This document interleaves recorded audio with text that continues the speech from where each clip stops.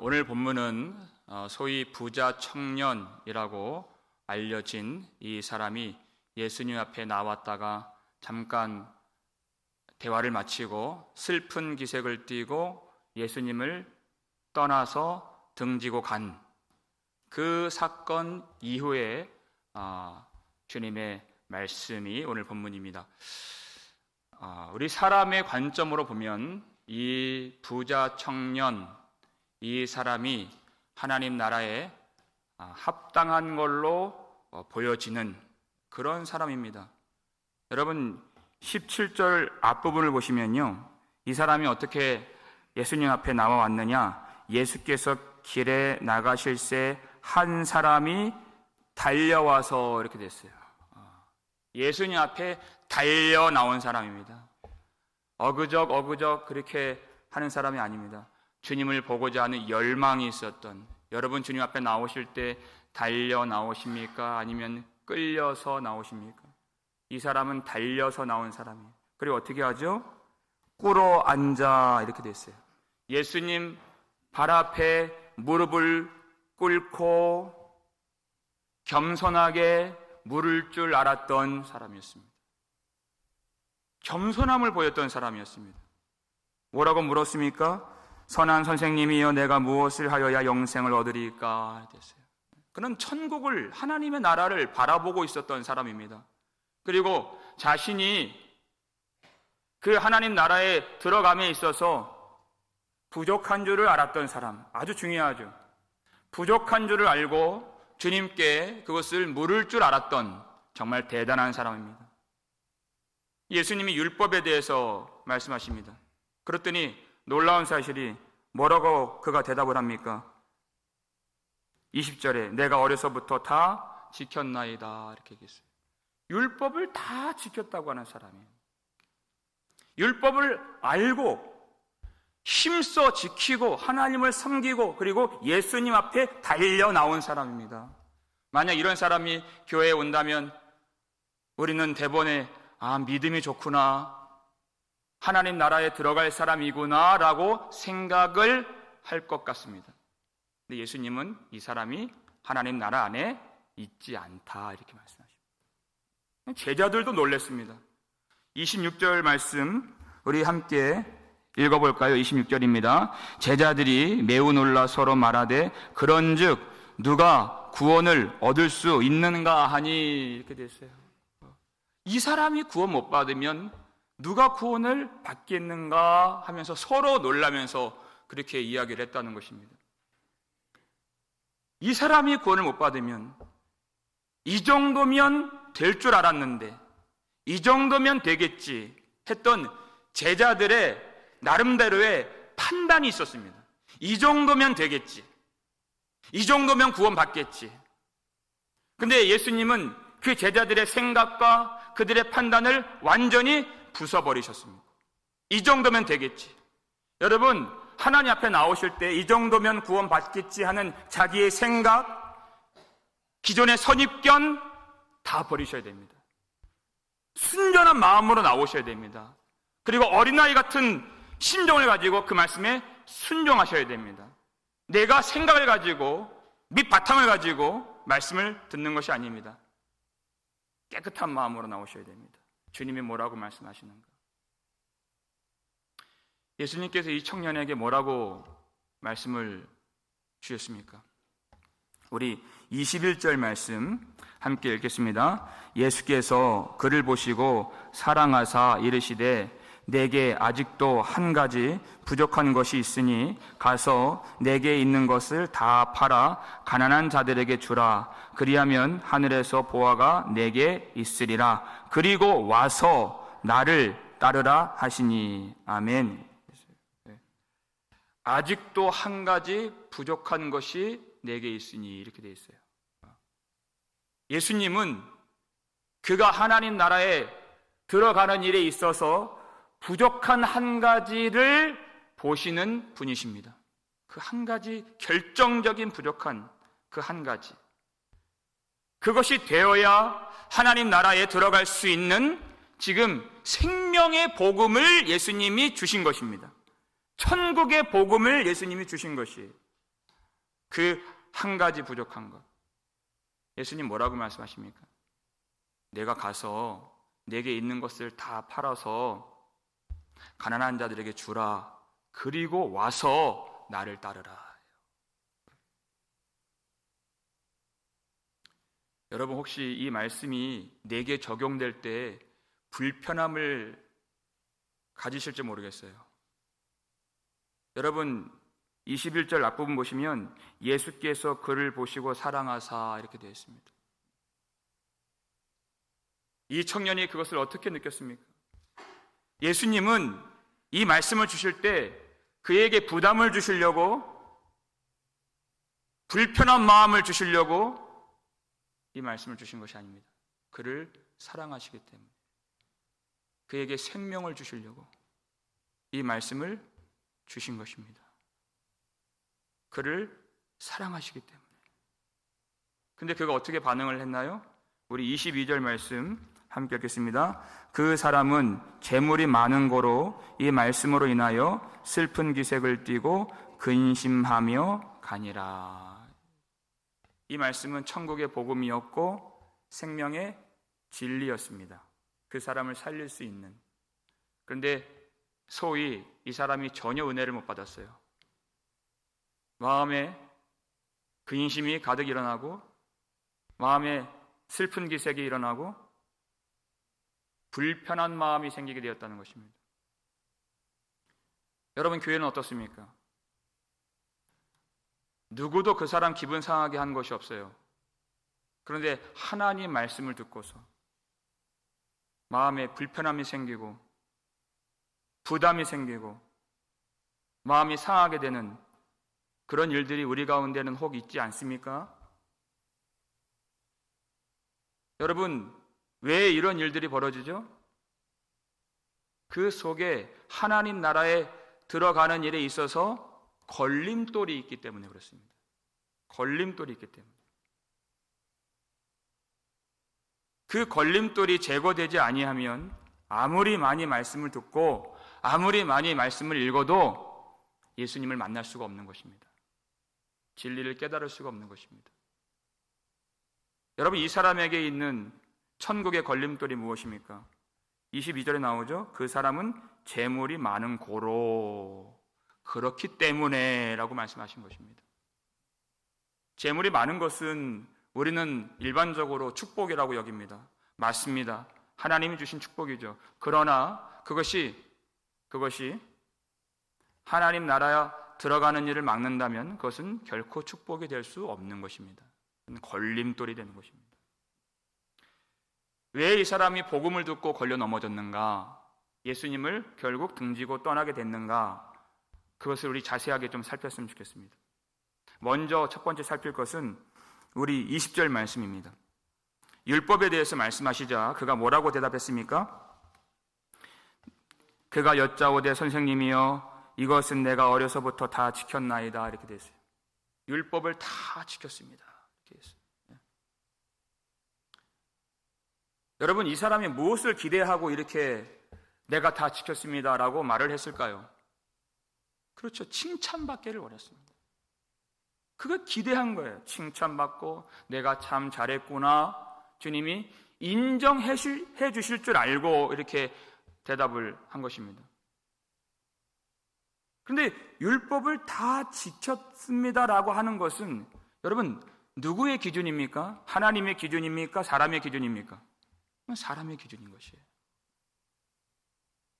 마태복음 5장 28절 보니까 여기 살인하지 말라, 간음하지 말라, 도둑질하지 말라 10계명의 말씀들이 나오는데 마태복음 5장 28절을 보니까 음욕을 품고 여자를 보는 자마다 다 이미 간음하였느니라 이렇게 되어 있어요.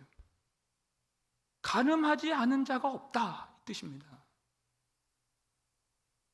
누군가를 미워하면 하나님 앞에서는 그것이 살인하는 것이다 이렇게 말씀하셨습니다. 그러니까 살인하지 않은 자가 없다. 하나님의 기준이에요. 우리 기준으로는 간음하지 않았지만 살인하지 않았지만 하나님의 기준으로는 우리가 다 간음한 사람들인 것입니다. 세상과 합하여서 다 가늠한 사람들인 것이죠. 그리고 살인한 사람입니다. 그러면 어떻게 주님 앞에 나와야 되겠습니까? 그런데 이 사람은 내가 다 지켰습니다 라고 스스로 의롭게 여기는 영적인 부자로 나왔습니다. 그게 첫 번째 문제입니다. 영적인 부자로 나왔어요. 누구와 같습니까? 라오디게아 교회와 같죠. 예수님이 그것을 지적해 주셨죠. 요한계시록 3장 17절 말씀이죠. 읽겠습니다. 내가 말하기를 나는 부자라 부요하여 부족한 것이 없다 하나 내 곤고한 것과 가련한 것과 가난한 것과 눈먼 것과 벌거벗은 것을 알지 못하는도다 이렇게 됐어요. 나는 부자라 나는 부족한 것이 없노라. 영적인 부자의 모습으로 나왔다는 것입니다. 나는 스스로 잘 믿는다는 뜻이에요. 자기가 자기를 그렇게 보았다는 것입니다. 근데 예수님이 그를 보실 때에는 정반대죠. 정반대예요. 예수님 보실 때에는 그가 얼마나 공고한지, 너는 내 곤고한 것과 가련한 것과 가난한 것과 눈먼 것과 벌거벗은 것을 알지 못하는도다 이렇게 됐습니다. 자기 실체가 무엇인지 전혀 깨닫지를 못해요. 나 스스로 잘 믿습니다 이렇게 나온다는 것입니다. 그런 사람들의 특징이 뭔지 아세요? 남을 판단하기를 좋아합니다. 자기를 의롭다고 하는 사람들, 어디 가서 남 말하기를 좋아합니다. 그리고 남과 자기를 비교하여서 우월감을 갖습니다. 항상 남을 가르치려고 듭니다. 자기의 실체 보지 못했기 때문이에요. 얼마나 가련하고 자신이 얼마나 가난하고 하나님 앞에서. 이 청년이 주님 앞에서 주님이 누구신지를 알고 자신의 실체를 알았다면 주님을 떠날 수가 있었을까요? 주님을 버릴 수가 있었을까요? 하나님 앞에서, 사람 앞에서는 존경도 받고 잘한다고 칭찬도 받고 인정도 받을 수 있지만 하나님 앞에서 영적으로 내가 완전히 파산한 자입니다. 내가 평생 이렇게 말씀을 전하고 교회를 섬겼지만은 하나님 앞에서는 어떤 것도 내세울 것이 없는 영적으로 완전히 부도가 사람입니다. 이게 심령이 가난한 자인 것입니다. 이런 사람이 복이 있다고 말씀하셨어요. 자기 실체를 전혀 깨닫지 못해요. 그러니까 하늘의 의를 가지고 오신 예수 그리스도를 버릴 수밖에 없는 것입니다. 자기가 자기 의를 취했기 때문에. 진정한 의, 하늘의 의, 예수 그리스도의 십자가 의를 그가 받아들일 수가 없는 것입니다. 그러니까 예수님이 그를 살리시려고 내게 아직도 한 가지 부족한 것이 있으니 내 스스로 의롭다 하지 말고 하나님이 주시는 그 진정한 의를 받으라는 것입니다. 여러분, 우리에게도 주님이 내게 아직도 한 가지 부족한 것이 있으니 말씀하실 때 그 말씀 들을 줄 알아야 됩니다. 평생 교회를 섬겼어요. 평생 주님 앞에 예배했어요. 그럼에도 불구하고 내게 부족한 것이 한 가지 있노라. 그 말씀을 들을 줄 알아야 됩니다. 나는 칭찬받을 줄 알았는데, 나는 인정받을 줄 알았는데 주님이 그러한 생각들을 완전히 다 부숴버리시고 이제까지 살아온 내 방식과 길을 완전히 부정하시는 것 같은, 인정하지 않으시는 것 같은 그런 순간도 만납니다. 여러분, 그때 여러분 마음 상해하지 마시고 기분 나빠하지 마시고 내가 주님 없이 절대적으로 살 수 없는 자임을 고백하면서 그 말씀을 받으시고 순종하시기를 바랍니다. 주님은 우리가 스스로 구원받기를 원하는 것보다 주님은 더욱 우리가 구원받기를 원하시는 분이십니다. 그분의 말씀을 들어야 됩니다. 첫 번째 걸림돌이 뭐라고요? 영적인 부요함. 이건 부정적인 의미예요. 자기 스스로를 의롭다고 여기는 영적인 부자됨. 이것이 걸림돌이었어요. 두 번째는 뭐냐? 주님이 그에게 주신 처방이 무엇입니까? 너는 가서 내게 있는 것을 다 팔아서 가난한 자들에게 나눠주라. 그리고 와서 나를 따르라. 이것이었어요. 우리는 항상 돈이 없어서 문제죠. 돈이 부족해서 문제예요. 근데 주님 보실 때에는 지금 너에게 아주 심각한 문제가 있다. 하나님 나라를 가로막는 장애물이 있다. 내 재물이 많은 것이다. 이렇게. 사람의 생각과 하나님의 생각이 얼마나 다릅니까? 근데 여러분, 이 청년만의 문제는 아닙니다. 여러분, 23절 말씀 함께 읽어볼까요? 예수께서 둘러보시고 제자들에게 이르시되 재물이 있는 자는 하나님의 나라에 들어가기가 심히 어렵도다 하시니 그랬어요. 이 청년만의 문제가 아니라 재물이 있는 자는 하나님의 나라에 들어가기가 심히 어렵다. 심히 어렵다. 여러분, 주님이 무엇을 말씀하시는 것일까요? 부자가 하나님 나라에 들어가기가 어렵다는 말씀일까요? 그 속에 들어가 보면 문제는 부자여서 문제가 아니라 부를 믿는 믿음이 문제다는 거예요. 부를 의지하는 그 믿음이 잘못됐다는 것이에요. 부자거나 가난하거나 우리는 다 돈 있기를 원합니다. 왜? 그건 의지한다는 것입니다.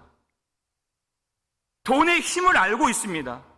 이 세상 돈으로 안 되는 일 없다고 생각되어지는 이런 세상을 우리가 살고 있습니다. 통장에 돈이 좀 있으면 안심이 되고 없으면 두렵고 불안한 것이 우리 모두의 인생입니다. 돈의 힘을 알고 있는 사람들. 근데 어떨 때는 그 믿음이 주님을 향한 믿음보다 더 클 때가 있다는 것입니다. 얼마나 돈을 좋아하고 돈을 의지하는 사람들인가.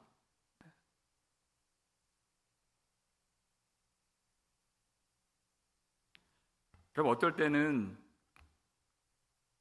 카드나 통장에서 안 나가야 할 돈이 갑자기 빠져나갈 때가 있더라고요.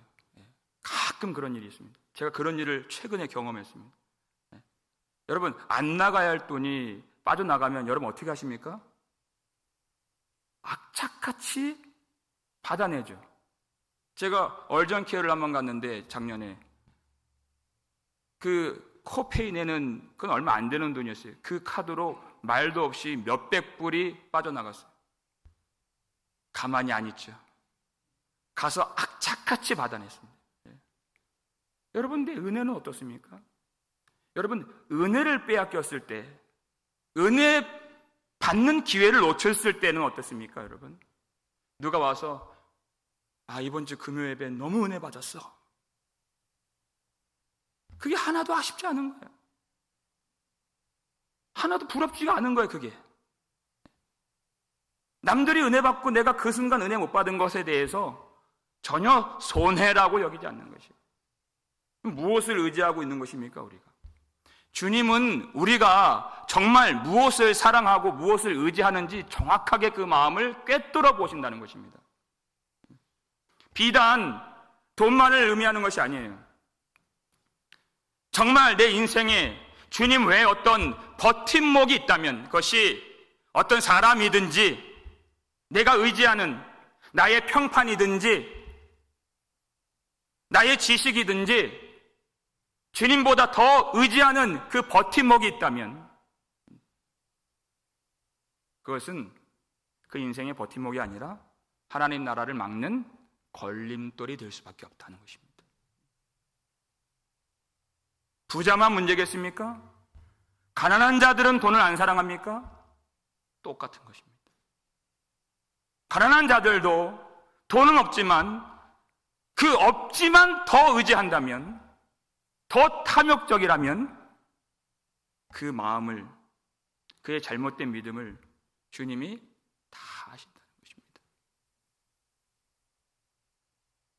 여러분, 만약에 여러분이 이 주님의 말씀대로 만약에 나에게 적용해서 이 말씀이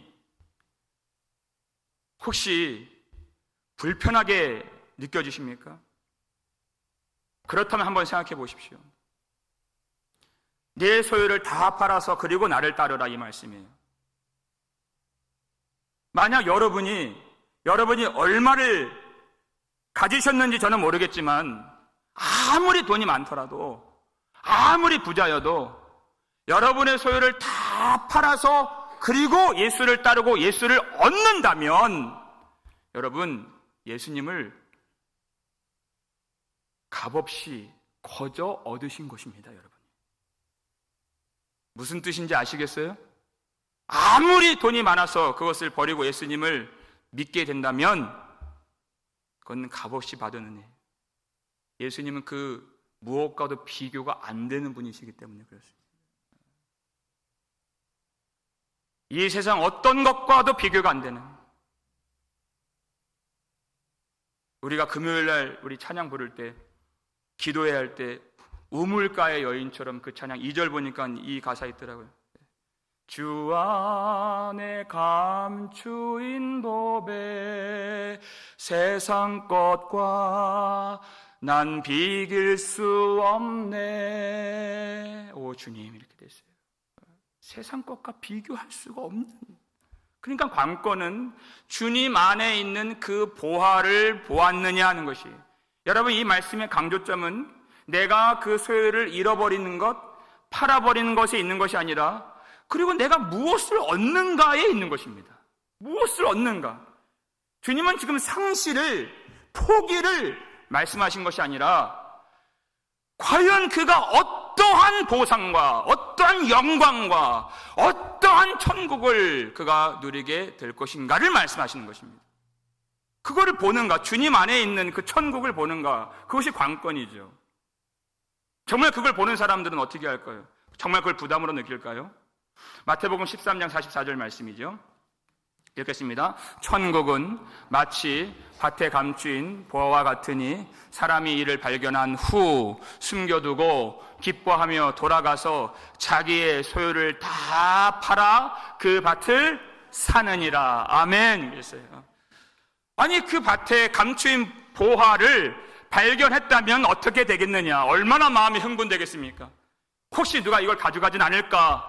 내가 이걸 빨리 취하고 싶어서 그가 생각해낸 방법이 뭐예요? 이 밭을 내가 사야 되겠다. 그러니까 어떻게 해요? 가서 자기 소유를, 자기 밭을 다 팔아버리는 거예요. 누가 시켜서 한 것이 아니에요. 그가 그 감추인 보화를 보았기 때문에 그렇게 하는 것입니다. 억지로 하는 것이 아니에요. 울며 겨자 먹기로 하는 것이 아닙니다. 그가 그 보화를 보았기 때문에 자발적으로 기쁨으로 달려가서 자기 소유를 다 판다는 것이에요. 그리고 그 밭을 사느니라. 이게 천국의 비밀인 것입니다.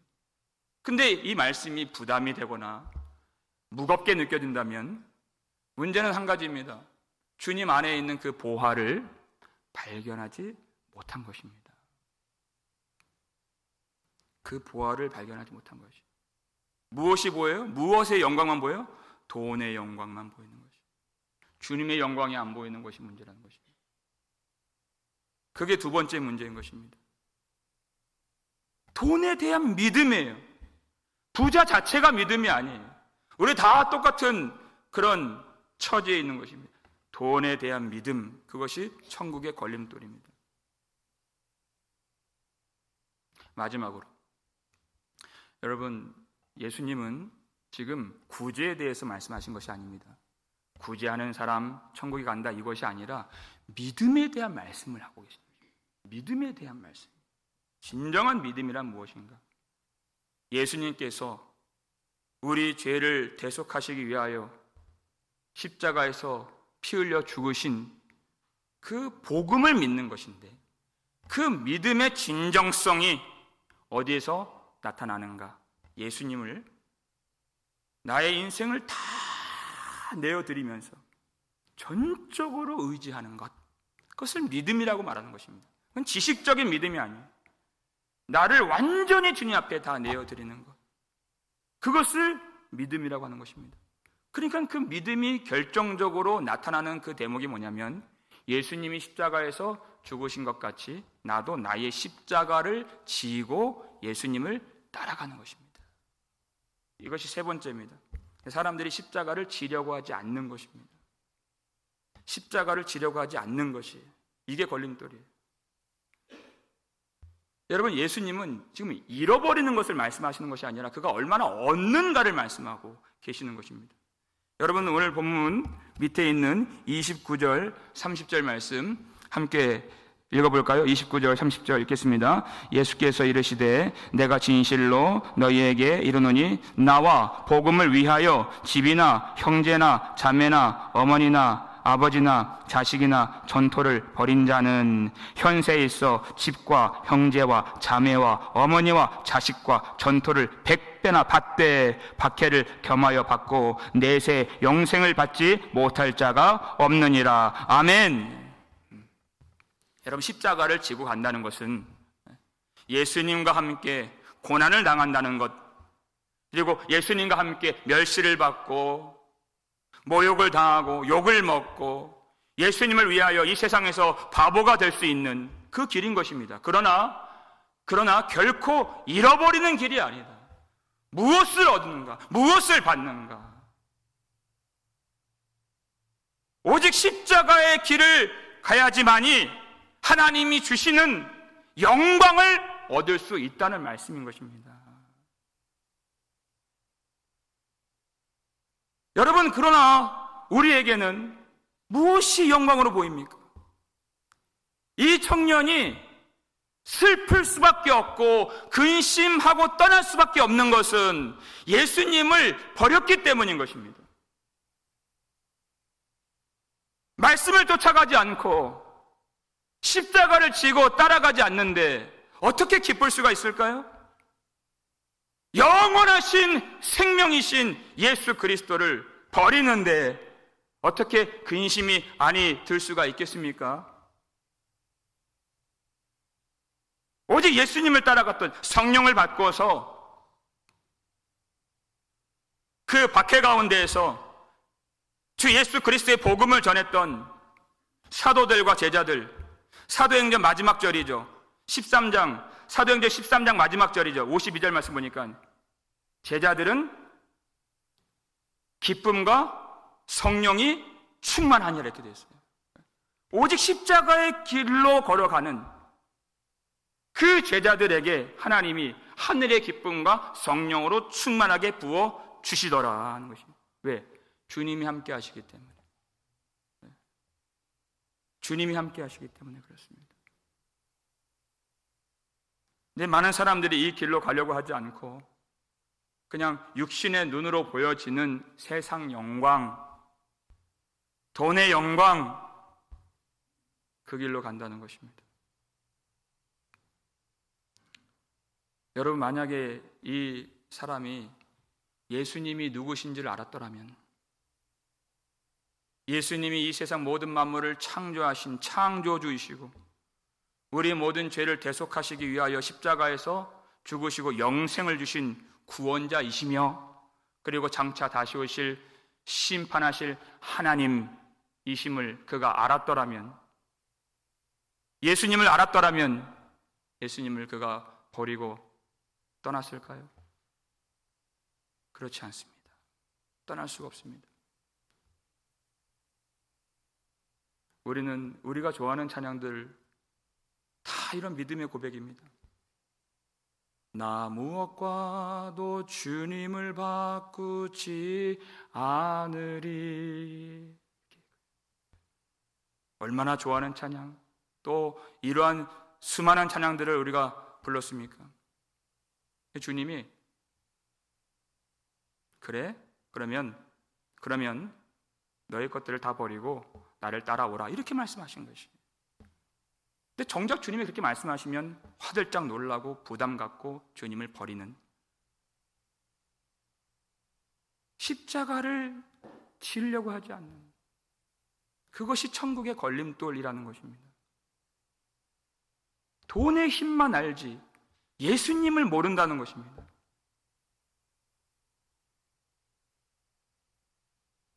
여러분, 사람들이 돈의 힘을 얼마나 잘 압니까? 교회 안에도 돈이 좀 있는 사람들한테는 아무 소리 못해요.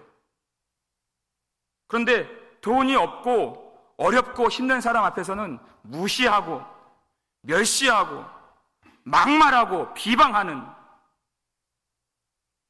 그가 하나님의 자녀인 걸 모르고 막대하는, 그 사람은 돈의 노예이기 때문에 그렇게 하는 것입니다. 하나님을 못 보기 때문에 그래요. 힘 있는 사람한테는 그렇게 안 합니다.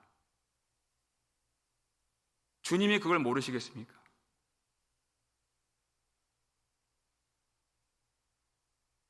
그러니까 마태복음 6장 24절에서 너희가 하나님과 재물을 겸하여 섬기지 못하느니라 이렇게 되어 있어요. 하나님도 섬기고 재물도 섬기고 절대 그렇게 할 수가 없는 것입니다. 우리는 하나님을 섬길지 재물을 섬길지 반드시 선택을 해야 됩니다. 겸하여 섬길 수가 없는 것입니다. 그리고 우리가 하나님 앞에 설 때에는 누구도 재물을 가지고 갈 사람이 없습니다. 욥이 고백했던 것처럼 내가 모태에서 알몸으로 나와 싸운즉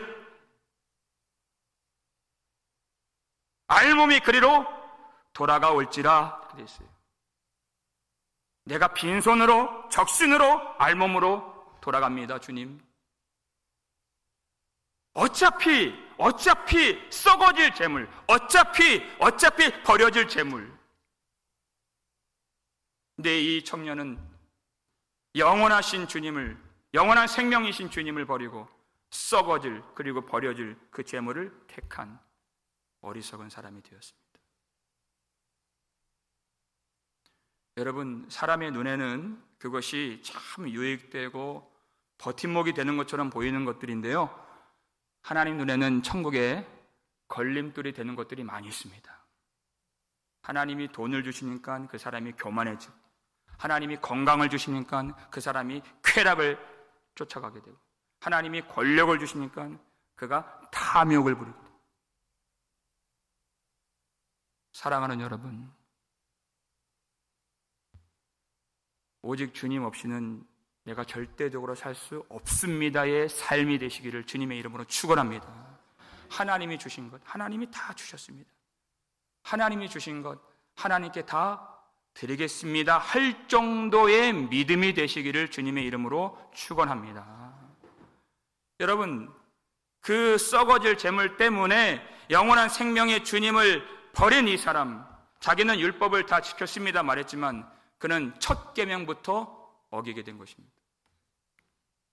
너는 나 외에는 다른 신들을 내게 두지 말지어다 그랬어요. 계명은, 율법은 하나만 어겨도 다 어긴 것입니다. 첫 계명부터 안 되는데 무슨 뒤에 있는 것들을 지킬 수 있습니까? 아무것도 지키지 못한 사람이라는 것이 판명되었습니다. 사람으로는 안 되는 것입니다. 사람으로는 안 되는 것입니다. 주님 뭐라고 말씀하십니까? 그러나 하나님으로서는 다 하실 수 있느니라. 그게 바로 예수 십자가인 것입니다. 예수님이 다 이루신, 우리의 구원에 관한 모든 일을 다 이루시고 우리에게 주시는 그 놀라운 의와 생명, 십자가 앞에서 다 받아 누리시기를 주님의 이름으로 축원합니다. 십자가에서 부어주신 성령의 능력과 성령의 은혜가 충만하게 임하여져서 그 능력을 따라서 영원한 하나님 나라로 가는 길, 세상 사람들은 알지 못하지만 비밀한 천국을 향한 이 길을, 십자가를 지고 나아가서 영원한 생명과 승리와 영광을 누릴 줄 아는 저와 여러분 되시기를 주님의 이름으로 축원합니다.